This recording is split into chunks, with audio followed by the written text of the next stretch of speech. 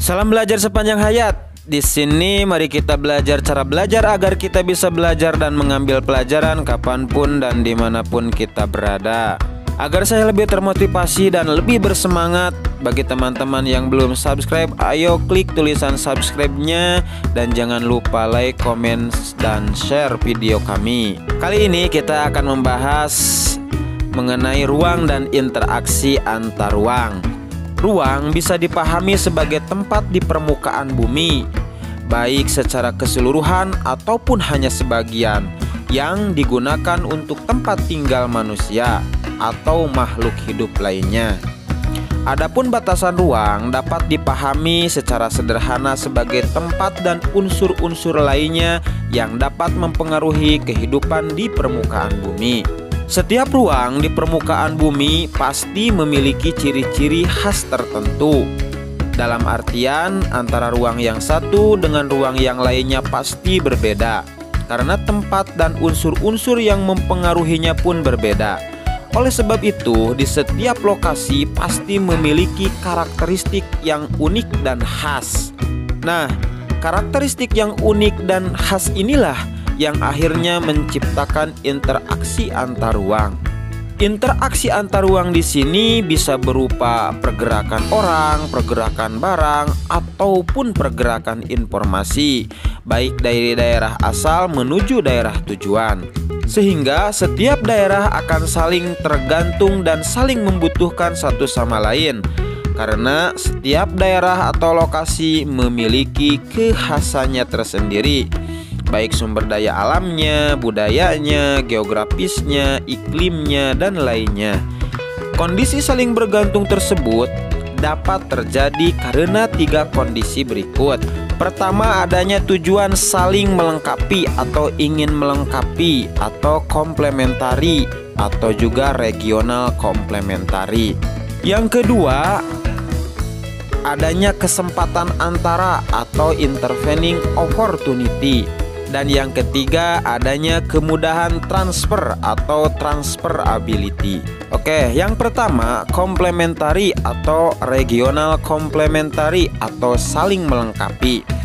Kondisi saling melengkapi terjadi jika ada wilayah-wilayah yang berbeda komoditas yang dihasilkannya. Misalnya, wilayah A merupakan penghasil sayuran, sedangkan wilayah B merupakan penghasil ikan. Wilayah A membutuhkan ikan, sedangkan wilayah B membutuhkan sayuran.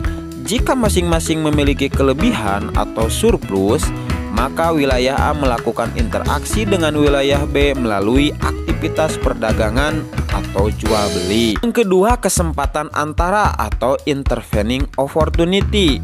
Kesempatan antara merupakan suatu lokasi yang menawarkan alternatif lebih baik sebagai tempat asal maupun tempat tujuan.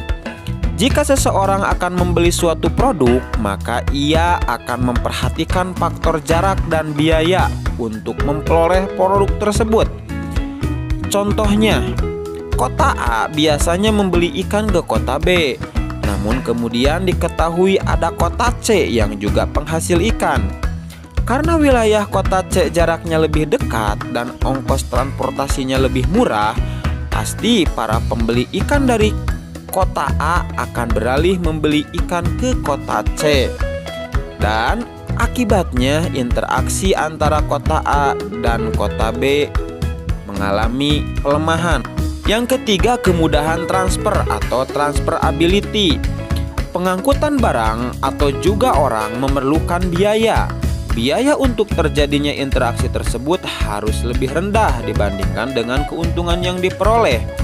Jika biaya tersebut terlalu tinggi dibandingkan dengan keuntungannya, maka interaksi antar ruang tidak akan terjadi.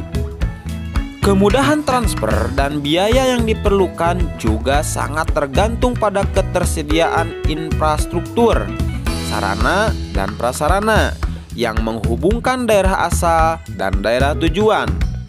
Jalan yang rusak dan sulit untuk dicapai akan mempengaruhi kemungkinan terjadinya interaksi, karena biaya untuk mencapainya juga akan lebih mahal.